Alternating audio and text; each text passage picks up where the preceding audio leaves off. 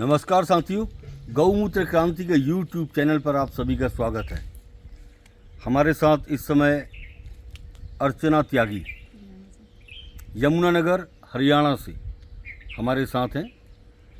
अर्चना जब पहले यहाँ आई थी तो मैंने उनको बेहद डिप्रेस्ड वाले भाव में देखा और बेहद एक अजीब सा डील डॉल था और चेहरे पर हवाइयाँ उड़ी हुई थी। और मैं समझता हूँ कि आज जिस रूप में मैं इन्हें देख रहा हूँ, मैंने इस रूप में इनको नहीं देखा था पहले। तो 17 मई को हमारे पास यहाँ अर्चना आई थी। तो मैं चाहता हूँ कि 17 मई से लेके अगस्त का भी शुरुआत हुई है। इस बीच का जो ये सफ़रनामा है वो अर्चना का कैसा रहा, तो मैं चाहता हूं कि उनकी आवाज़ और उनके संदेश से कई माताओं को रास्ता मिल सके, कई बहनों को रास्ता मिल सके और उनका घर, उनका परिवार बच सके, अर्थव्यवस्था टूटने से बच सके। मैं चाहता हूं अर्चना, आपकी आवाज़ उन माताओं बहनों के पास ज़रूर जानी चाहिए जिनको आपकी आवाज़ का इंतज़ार है। अगली आवाज़ अर्चना त्यागी। धन्यवाद दत्त जी, मुझे बोलने का मौका देने के लिए। नमस्कार बहनों भाइयों, मैं कहना चाहती हूँ मैं अर्चना त्यागी यमुनानगर हरियाणा से हूँ। मेरे को ये प्रॉब्लम जो है, मेरे ब्रेस्ट में प्रॉब्लम स्टार्ट हुई थी। जो मुझे ब्रेस्ट में दर्द था, एक लम्ब बन गया था और ब्रेस्ट से मिलके डिस्चार्ज आ रहा था। मेरी ये लेफ़्ट बाजू बिल्कुल भी काम नहीं कर रही थी और मेरी आइज़ से लगातार पानी बहता रहता था। पानी ऐसे बहता था कि जैसे मतलब मैं रो रही हूँ, हमेशा ऐसे लगता था कि मैं रो रही हूँ। और बाजू मेरी बिल्कुल काम करना बंद कर गई थी। जब मैंने सबसे पहले तो मुझे ये लगा कि शायद मुझे आइज़ की प्रॉब्लम है। मैंने डॉक्टर्स को दिखाया तो उन्होंने बोला कि मेरे को -1.5 का जो है चश्मा लगेगा।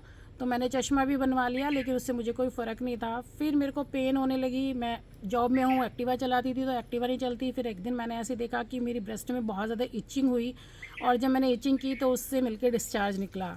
मैं एकदम घबरा गई, ऑफिस गई। मैंने अपने ऑफिस में मेरी एक कलीग हैं, उनसे डिस्कस किया। फिर हम लोग डॉक्टर के पास गए। डॉक्टर ने मेरी जब सिचुएशन बातें सारी सुनी तो उन्होंने मुझे बोला कि आप साथ के साथ ही सारे टेस्टिस लिखिए कि टेस्ट कराओ और आज के आज ही अल्ट्रासाउंड करा के इवनिंग में मुझे रिपोर्ट्स दिखाओ। जब मैं अल्ट्रासाउंड कराने पहुंची, टेस्ट मैंने करा लिए, अल्ट्रासाउंड कराने पहुंची तो मुझे वहाँ पे अल्ट्रासाउंड के जो डॉक्टर थे उन्होंने मुझे बोला कि आपको अभी के अभी FNSC कराना पड़ेगा। आप FNSC कराइए, इसमें कुछ क्लियर नहीं आ रहा है और डाउट है कि आपको ट्यूमर है। तो मैं उस टाइम पे कोई भी होगा अचानक से घबरा जाएगा। मैंने फिर डॉक्टर के पास इवनिंग में जब रिपोर्ट दिखाई, डॉक्टर ने कहा, डॉक्टर मेरी वो बहुत अच्छी हैं, मेरी बहुत पहले से जानकार हैं, मतलब फैमिली डॉक्टर हैं, 6-7 सालों से मैं उनके पास आती जाती हूँ और वो मेरे से पर्सनली भी बहुत अटैचमेंट रखती हैं।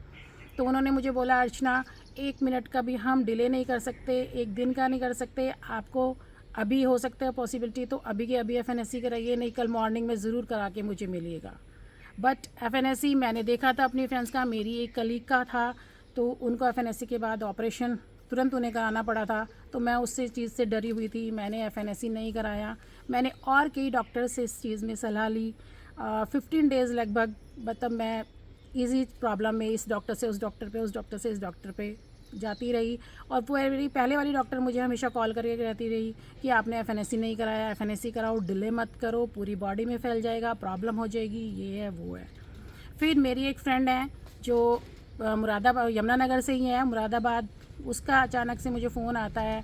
तो मेरी आवाज़ क्योंकि उस टाइम पे निकलती नहीं थी, टेंशन इतनी थी, उसने मेरे को पूछा भाभी क्या प्रॉब्लम। मैंने उसे बताया ऐसे ऐसे। वो मेरे घर आई और उसने मुझे वैजी के बारे में बताया। उन्होंने कहा एक बार दिखा लो। जब मैंने वैजी के बारे में सुना तो थोड़ा सा डाउट मेरे मन में भी था कि पता नहीं इतनी दूर जाना है, क्या होगा क्या नहीं। मैंने फिर भी, लेकिन मेरा विश्वास था कि जिस विश्वास से उसने मुझे बताया था, मुझे यकीन हो गया था कि मुझे वहाँ जाना चाहिए। बट फैमिली मेम्बर्स कोई भी रेडी नहीं था मुझे यहाँ लेके आने के लिए। सब ने बोला अरे मेडिकल साइंस ने इतनी तरक्की कर ली है, तुम किन चक्करों में पड़ी हुई हो। मेरी सिस्टर इन लॉ वहाँ रहती हैं, जयपुर में है। उन्होंने बोला जयपुर में इसका ट्रीटमेंट है, एक से एक डॉक्टर है, ऑपरेशन होगा तो क्या हुआ, दुनिया का होता है, आप यहाँ आ जाओ, यहाँ पे हम आपका ट्रीटमेंट कराएंगे। मैंने कहा नहीं, मैं ऑपरेशन तो नहीं कराऊंगी, ना ही एफएनएससी कराऊंगी। मेरे ऑफिस में भी सबने बोला प्रॉब्लम है तो तुम क्यों डरती हो, एफएनएससी कराओ, उसमें क्या है, तो इसमें जो भी होगा देखी जाएगी।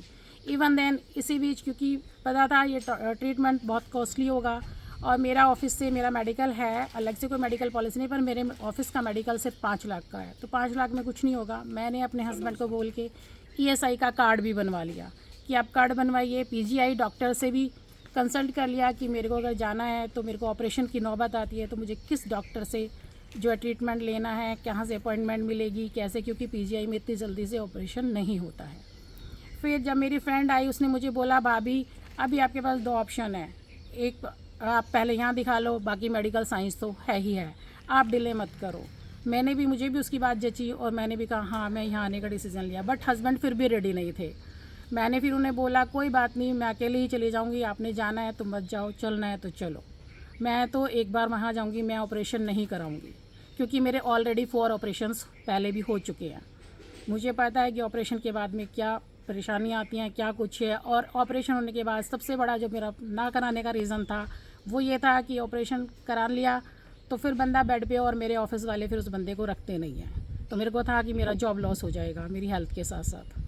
तो ये सब, मेरी बेटियां हैं 2, एक बेटी 18 ईयर्स की है और छोटी जो है वो 6 ईयर की है, अभी फर्स्ट क्लास में, तो उसका पूरा फ्यूचर मेरे सामने था।